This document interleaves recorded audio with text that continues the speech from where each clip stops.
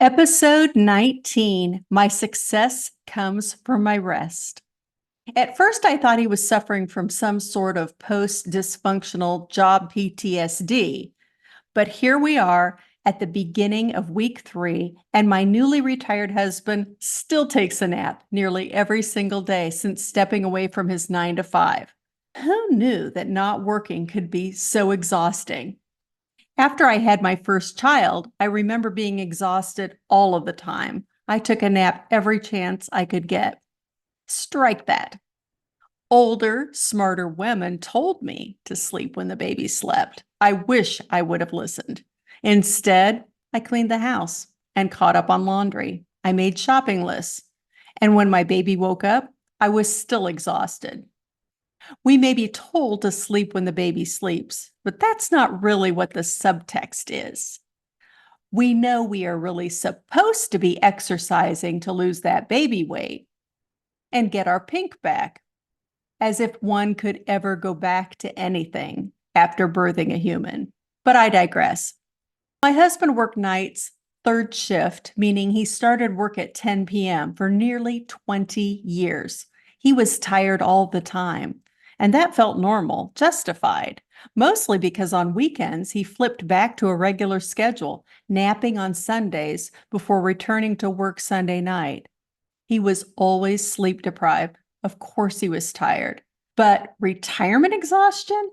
How could a person be tired when they didn't go to work, when they didn't have responsibilities, when they spent their days golfing, working out at the gym, hiking, fishing, and happy houring with friends? It's taken me 2 weeks of him being retired to remember that feeling tired isn't odd.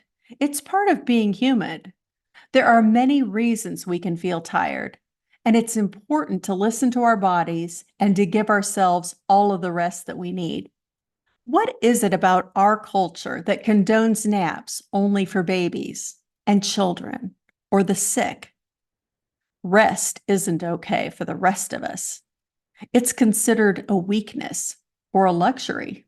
Other places in the world see it differently. Some countries close down for 2 hours for lunches and siestas. Here, productivity is highly valued by employees because the more productive an employee is, the more money the company makes. The company, not the productive individual. A highly productive employee makes the same as a less productive employee. I used to think that my drive to be productive and have to be doing something constantly came from growing up on a farm, but it recently occurred to me that the summer after I turned 11, my parents started this thing where they decided we would eat only 2 meals a day to save time. Time on the prep work and time actually sitting down to eat. We didn't live on a farm at the time. We lived on a half acre with a large old house, a huge garden, and the red Kirby building that housed my stepdad's VW repair shop. I had always done dishes, cleaned, and worked in my stepdad's shop, mostly cleaning Snap-on tools, but this summer we got paid 25 cents per hour to pull weeds, specific weeds like Creeping Charlie. I remember calculating I could make $2 a day if I put my mind to it. I don't know exactly how much I worked that summer, but I know that I bought 2 things. One, my first watch, a $15 Timex at Horniture's Farm and Home, and 2, I had to replace a window in my bedroom. It cost $100. 20 years ago, I worked for a company where we tracked time in 5-minute increments, ostensibly to bill hours to our clients, but also to measure productivity. We were all encouraged to improve our percentage of billable hours. Naive, I didn't realize that at 96%, there wasn't much I could do to improve my percentage. The company was thrilled with my performance. Why wouldn't they be? They billed me out at 5 times my hourly rate. The more I worked, the more I made, the more they made. They set me up to work from home. Why wouldn't they? I'm one of those people who can remember minute details for most of my life, but I can't remember much of the 3 years I worked at that job. I was exhausted all of the time. So I stayed up late to watch TV shows that I didn't think I should be watching. That's not right. It's not that I didn't think I should be watching the shows. It's that I thought I should be doing other things like folding that laundry or doing those dishes or cleaning the sink, being productive. Because sitting around watching TV, that was lazy. Sidebar. Compare women's hobbies to men's hobbies. Men throw balls at pins, hit balls with sticks. They run. They watch sports. Women, we bake, we cook, we sew, we do crafts, and we have the nerve to call ourselves lazy.